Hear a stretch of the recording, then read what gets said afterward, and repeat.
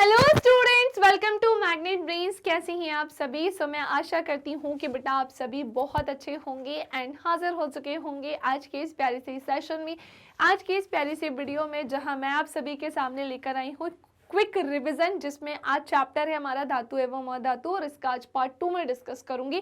Part 1 हो चुका है, जिन भी बच्चों ने नहीं देखा है इसके बाद दौड़कर जाना, भाग के जाना और पार्ट 1 भी कंप्लीट कर लेना। पार्ट 2 में आज हम क्या देखने वाले हैं, विशेष रूप से या मेनली जो रिमेनिंग सेक्शन है पर एग्जाम पॉइंट ऑफ व्यू से बहुत इंपॉर्टेंट है, आज हम इसी पर ही करेंगे चर्चा। तो चलो भाई शुरुआत करते हैं आज की इस क्लास की, आज की इस कहानी की, जहां सबसे पहले आपके सामने मैं लेकर आई हूँ रिएक्टिविटी सीरीज। हिंदी में जिसे हम क्या कहते हैं बच्चे, सक्रियता श्रेणी कहते हैं।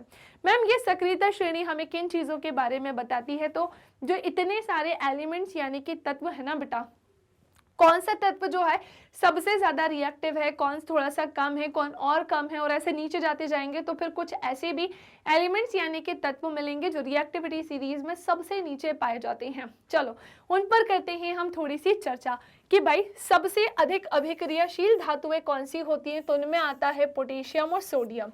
जैसा कि मैंने आप लोगों को पढ़ाया है कि ये हाईली रिएक्टिव होते हैं, एसिड के साथ रिएक्ट कर जाते हैं, एयर के कांटेक्ट में आते हैं तो रिएक्ट कर जाते हैं, वाटर के कांटेक्ट में आते हैं तो रिएक्ट कर जाते हैं, ये इतने ज्यादा रिएक्टिव होते हैं।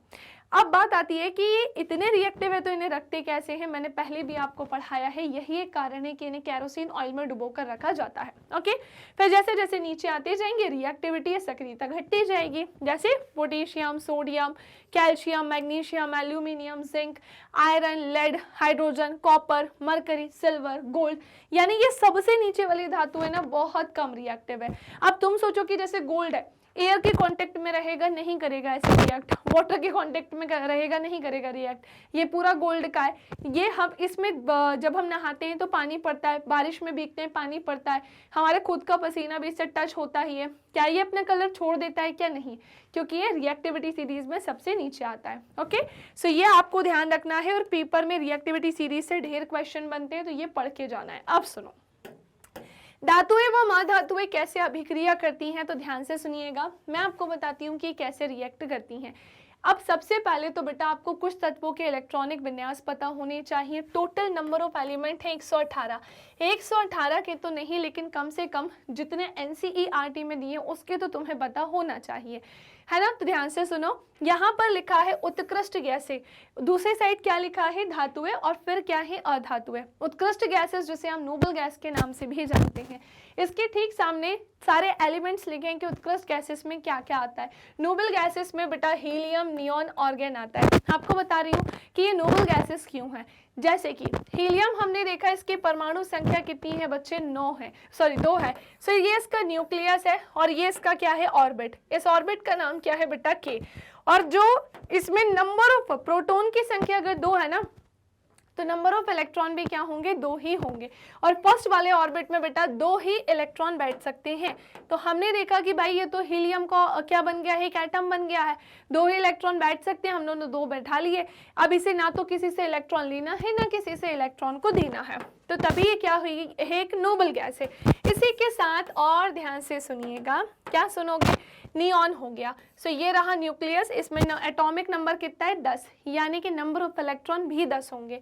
सो ऑर्बिट में हमने क्या किया, हमने देखा कि भैया ये इसका क्या है, के, और ये इसका एल ऑर्बिट होगा। फर्स्ट वाले में कितने इलेक्ट्रॉन बैठेंगे बच्चे, 2 बैठेंगे, और फिर कितने बैठेंगे बच्चे, 8 से ज्यादा इसमें नहीं बैठेंगे। इसको अष्टक कंप्लीट करने के लिए 8 इलेक्ट्रॉन तो चाहिए ही चाहिए।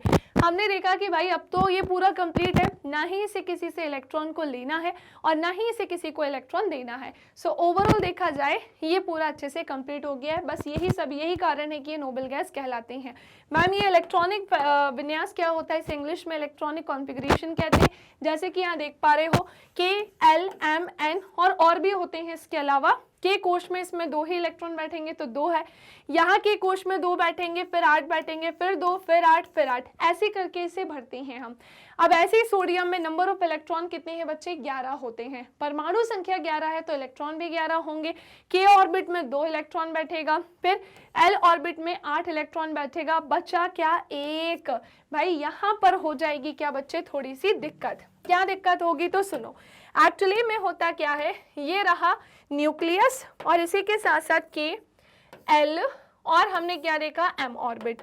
होता ये है बच्चे कि हम जैसे इस वाले में 2 इलेक्ट्रॉन बैठा देंगे, फिर हमने किसे बैठा दिया 8 इलेक्ट्रॉन को यहाँ पर बैठा दिया है।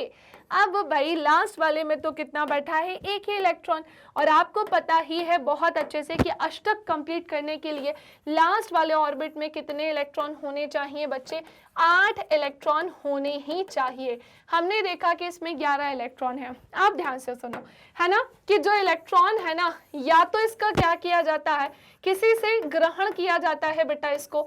अगर इलेक्ट्रॉन कम है तो किसी से ग्रहण कर लेंगे, अगर इलेक्ट्रॉन जो है बच्चे वो अगर इलेक्ट्रॉन थोड़े से ही किसी से लेना है तो ग्रहण कर लेंगे, अगर इलेक्ट्रॉन बहुत ज्यादा किसी से लेना है तो फिर हम उसका त्याग कर देंगे। और इलेक्ट्रॉन्स के बच्चे क्या होती है शेयरिंग, यानी कि बेटा साझेदारी भी होती है। क्या कहा, इसकी क्या होती है शेयरिंग यानी साझेदारी भी होती है।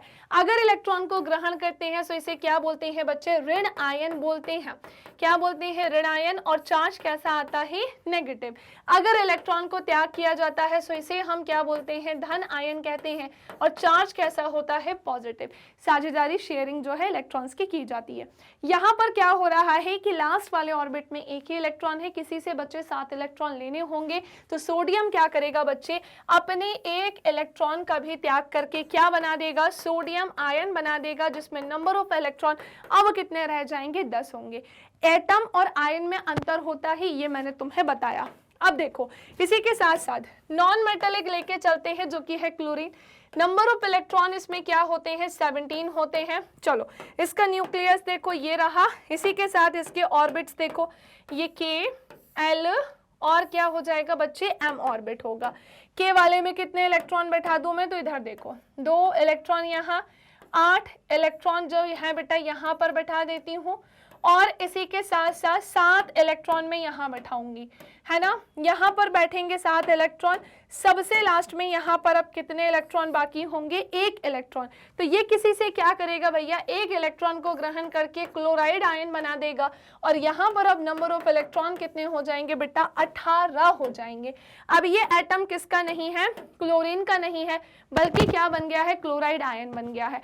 सो जो मेटल्स होते हैं वो इलेक्ट्रॉन को क्या कर देते हैं, त्यागने का नेचर रखते हैं, और जो नॉन मेटल्स होते हैं, जो मेटल्स होते हैं वो इलेक्ट्रॉन को त्यागने का नेचर रखते हैं, हमेशा ध्यान रखना। और जो नॉन मेटल्स होते हैं वो इलेक्ट्रॉन को ग्रहण करने का नेचर रखते हैं।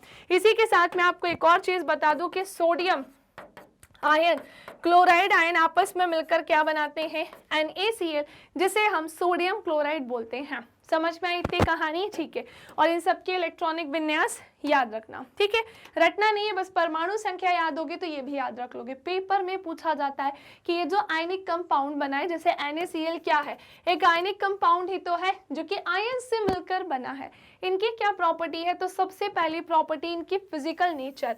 धन एवं ऋण आयनों के बीच मजबूत आकर्षण बल होता है। कैसे, क्योंकि भाई देखो ये रहा charges, positive positive, negative negative, और बच्चे पॉजिटिव नेगेटिव। हमेशा ध्यान रखना कि ये सेम चार्जेस वाले जो होंगे एक दूसरे को देखकर हमेशा भागने का काम करते हैं, और जो अलग अलग चार्जेस वाले होते हैं इनमें अट्रैक्शन कैसा होता है, ज्यादा होता है, ये ज्यादा अट्रैक्टिव होते हैं। सो पॉजिटिव वाला नेगेटिव वाले को एक दूसरे की साइड क्या करेंगे, ज्यादा अट्रैक्ट करने की कोशिश करेंगे।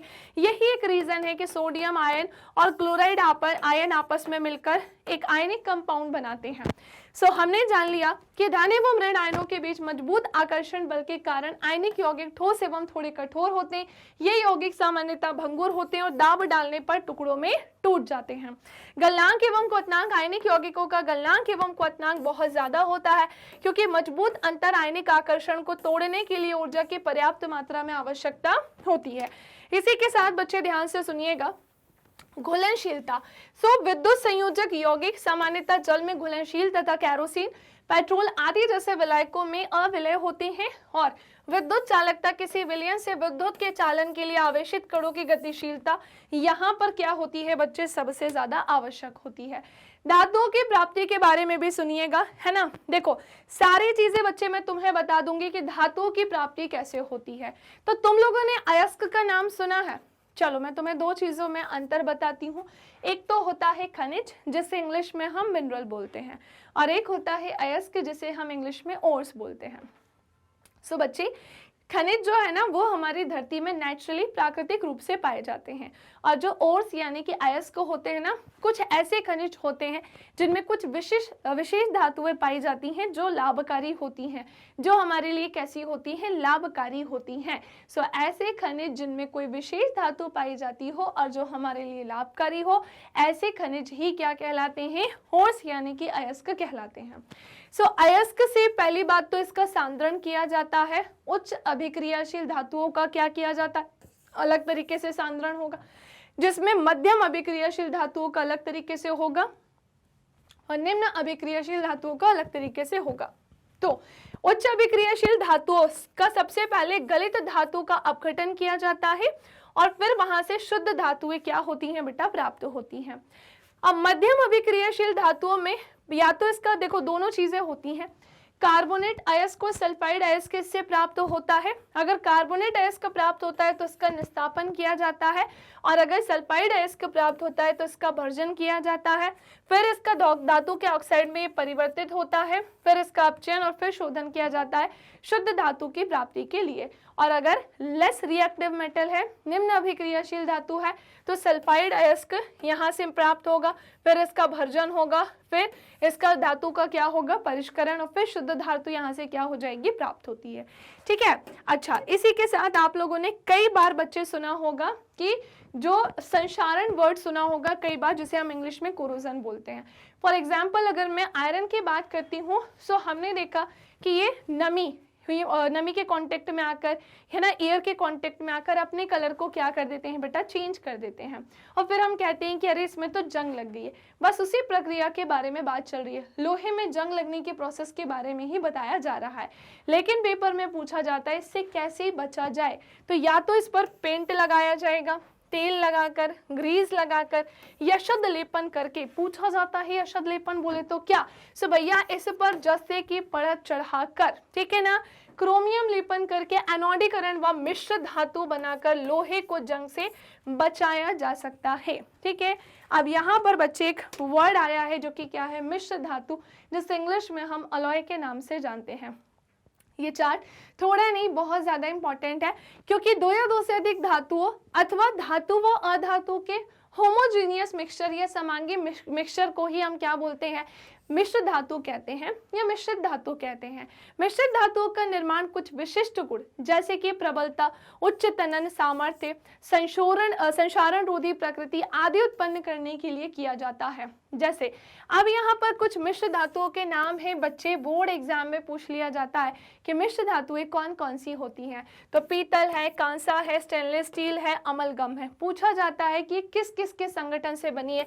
पीतल बेटा तांबा और जिंक के संगठन से बना है, कांसा तांबा और टिन के, स्टेनलेस स्टील लोहा, निकेल और क्रोमियम, और अमलगम पारा तथा अन्य कोई धातु के मिश्रण से बना हुआ होता है। ठीक है, सो आज के लिए इतना ही। ओके, उम्मीद करती हूँ कि ये वीडियो भी आपको अच्छा लगा होगा। 15 मिनट के अंदर ही ये वीडियो बना है और काफ़ी ज़्यादा हेल्पफुल है, तो इसे एंड तक यहाँ तक देख लिया तो इसे लाइक कर देना, शेयर कर देना, और चैनल को सब्सक्राइब नहीं किया है तो वो तो सबसे पहले करना। और कैसा लगा ये वीडियो इसे भी कमेंट करके ज़रूर बताना। मिलेंगे नेक्स्ट वीडियो में। So bye, take care, thank you class.